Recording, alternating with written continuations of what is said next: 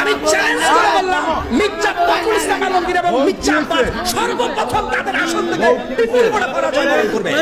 শামসুজ্জামান দুদু ফাঁস করে যদি ফেব্রুয়ারিতে নির্বাচন হয়, এশারের নামাজের পরে যখন মানুষ টেলিভিশনের সামনে রেজাল্ট দেখবে যে বাবা 171 জামাত বিএনপি 13, কোথায় লুকাবেন মুখ ভাই?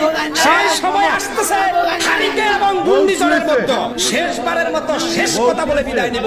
আগামী নির্বাচনে বাংলাদেশ জামাত ইসলামের পক্ষে এমন সুনামির ঢেউ উঠবে, 100 ফুট উপরে লাফাবে সেই ঢেউ।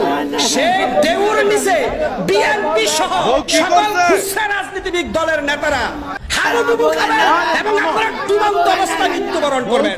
মনে রাখবেন, বাংলাদেশ জামাত ইসলাম আপনাদের মতো মাথা গরম না, তারা টেকনিক্যাল খেলে জামাত। তারা তাদের চিকন বুদ্ধি দিয়ে বিএনপির সিংহাসনকে নাস্তানাবুদ করে দিয়ে বাংলাদেশে ইসলামিক খেলাফত প্রতিষ্ঠিত করে ইনশাআল্লাহ।